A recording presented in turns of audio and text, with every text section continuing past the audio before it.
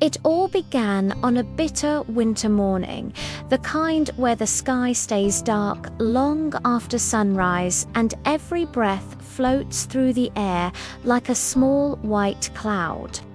People hurried through the streets with their collars pulled high, complaining about the cold, rushing toward warm offices or crowded buses. But one small figure in that crowd wasn't rushing, wasn't complaining. She was simply trying to stand still against a world much bigger than her, and she was alone. Before we continue, if stories about courage, kindness, and unexpected turnarounds touch your heart, make sure to like this video, subscribe for more emotional stories, and comment your city below. Your engagement truly helps these stories reach more people. The story truly began the moment a tiny voice pushed through the icy wind.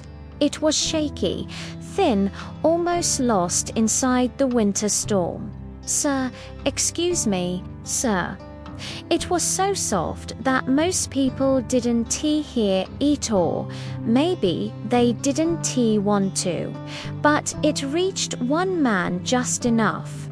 Aaron Thompson, the no-nonsense CEO known for his strict rules and colder-than-winter reputation, stopped mid-step.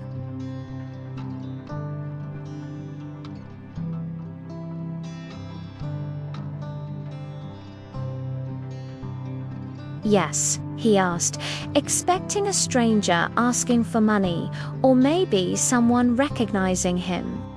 Instead, he saw a little girl no older than 7, her hair tangled with falling snowflakes, her thin pink backpack hanging off one shoulder, her eyes wide with a fear that didn't belong in a child. "Sir, my mum didn't come home last night." He blinked. "What?" "She didn't come home," she repeated, her voice cracking. "I waited all night, and I don't know where she is. I'm scared." People slowed down just enough to stare, but nobody stopped.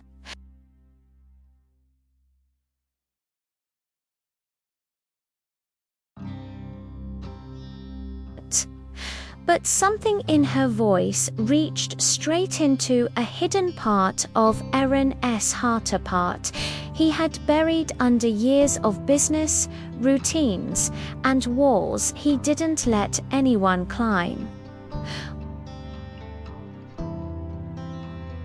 "Emily," she whispered.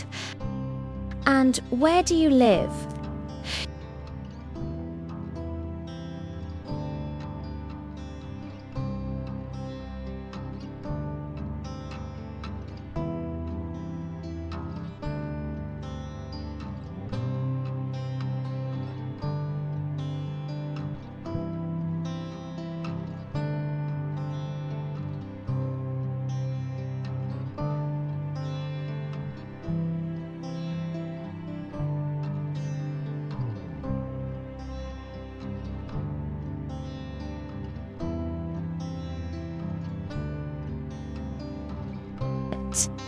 She was looking at him like he was the last person left in the world who might help her, and something inside him simply broke open.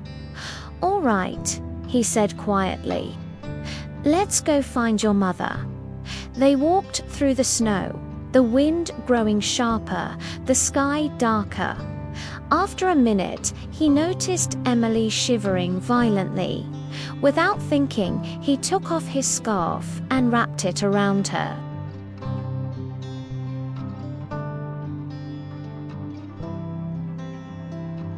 On the way, she told him pieces of her life. "My mum works at the diner. She works extra so I can stay in school. She always comes home, always. But yesterday she didn't.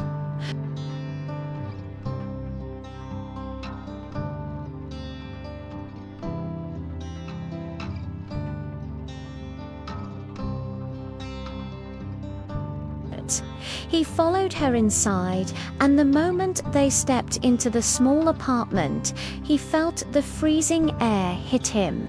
There was no heat, a single mattress, a small table, a few blankets that barely looked warm.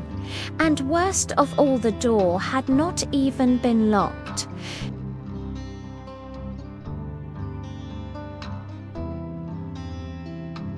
"When did you last eat, Emily?" he asked gently. She shrugged. "Yesterday. Mum didn't bring breakfast money today."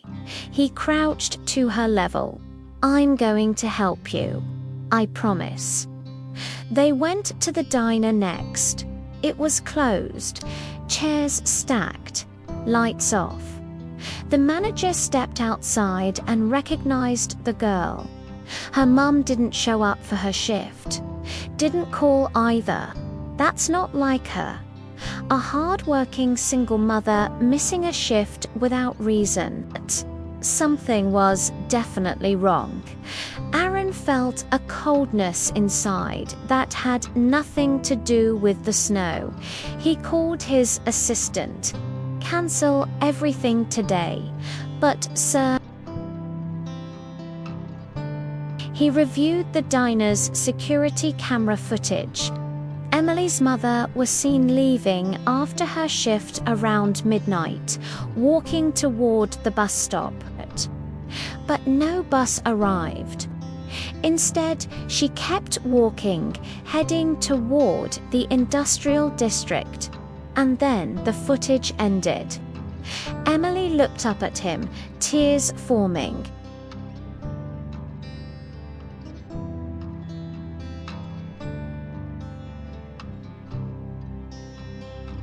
The industrial area was nearly abandoned, broken lights, empty factories, long roads buried in snow. They searched for hours. Emily kept calling her mother's name into the cold air, and then they saw it. A black purse half buried in snow. Emily gasped, "That's my mummy's purse." Nearby were faint footprints leading toward a dark warehouse. Aaron knew they didn't have time to hesitate. He lifted Emily into his arms and walked inside. The warehouse was silent, pitch dark, colder than outside. But then, a weak cough echoed through the shadows. They found her mother slumped near a wall pale, shaking, barely conscious. Emily screamed, "Mum!" Her mother's eyes fluttered open. "Emily, baby." Her voice was faint.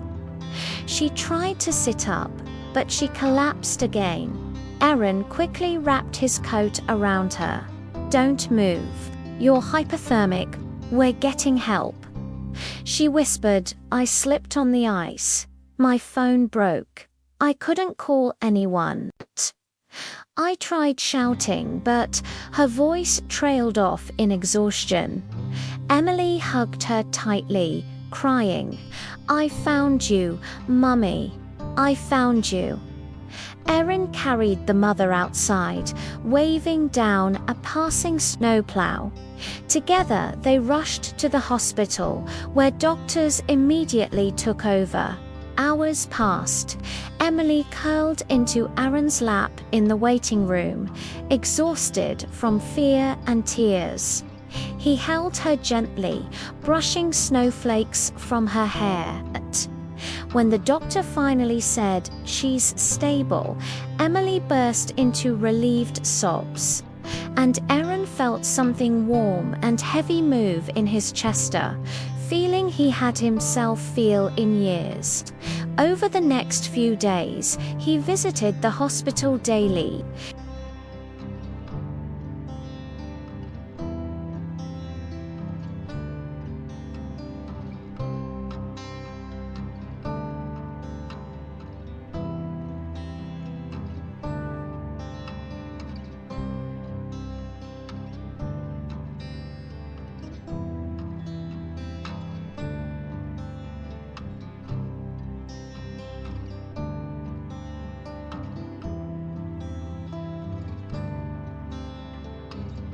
I don't know how to thank you.